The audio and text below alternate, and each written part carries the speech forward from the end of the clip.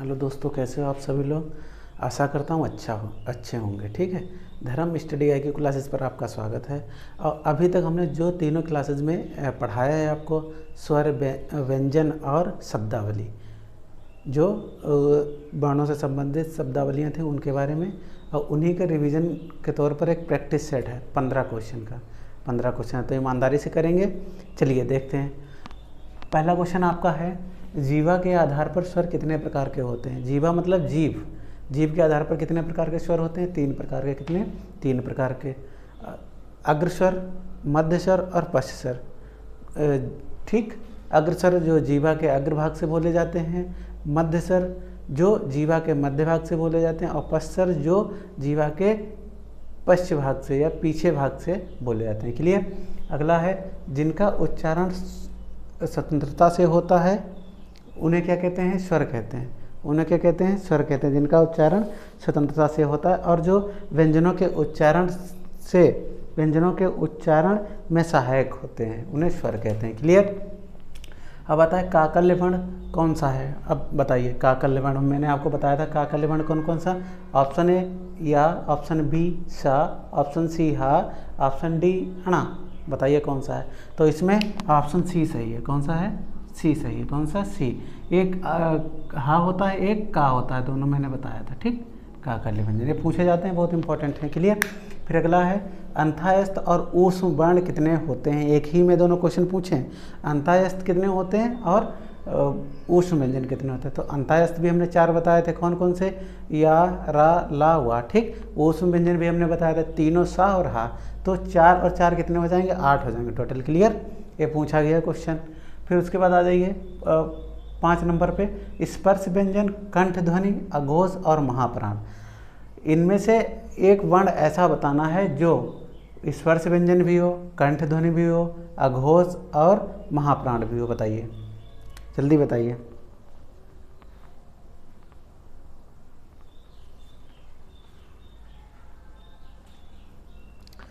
चलिए, इसका खा है। कौन सा है? खा। अब अभी आपको बताते हैं स्पर्श व्यंजन क्या होते हैं। जो जिन व्यंजनों का उच्चारण या जिन वर्णों का उच्चारण करते हैं और मुख के किसी न किसी भाग से स्पर्श होकर वायु निकलती है, उन्हें स्पर्श व्यंजन कहते हैं। ठीक। तो अब आ जाइए कंठ ध्वनि। कंठ ध्वनि का वर्ग का जो होता है वो कंठ ध्वनि होती है। अघोष, अघोष आपको पता है कौन कौन से होते हैं। और महाप्राण, अघोष कौन कौन से? तो बोलिए 1, 3, 5। क्लियर। और महाप्राण दूसरा और चौथा। क्लियर। तो जो खा है ये सारी कंडीशन को फॉलो करता है, खा। ठीक। अब आ जाइए नंबर 6 पर, दंतोष्ठ ध्वनि कौन सी है। दंतोष्ठ ध्वनि भी हमने आपको बताया था। ऑप्शन ए वा, ऑप्शन बी फा, ऑप्शन सी या, ऑप्शन डी रा। बोलिए, बताइए। तो इसमें आपका हो जाएगा वा। कौन सा हो जाएगा? वा हो जाएगा। कौन सा हो जाएगा? वा हो जाएगा। क्लियर। दंतोष्ठ। ठीक, वा। फिर हिंदी के जिन वर्णों का उच्चारण करते समय केवल श्वास का प्रयोग हो, केवल श्वास का प्रयोग हो, जब प्रकंपन उत्पन्न ना हो, तो उसे क्या कहते हैं? अघोष कहते हैं। कौन सी ध्वनियाँ होती हैं? वो अघोष होती हैं। फिर अगला देखिए, अनुस्वार जिसका कार्य करता है। अनुस्वार किसका कार्य करता है? बताइए। अनुस्वार जो होता है तो वो किसका कार्य करता है? पंचम स्वर का, विसर्ग का, चंद्रबिंदु का या स्वर का? बताइए फटाक से। इसमें आपका आंसर हो जाएगा पंचम स्वर का। किसका हो जाएगा? पंचम स्वर का। क्लियर। अब आ जाइए, संयुक्त स्वर नहीं है। संयुक्त स्वर मैंने आपको बताया था नहीं है। ए, बड़ा ऊ, बड़ा। बताइए कौन सा नहीं है?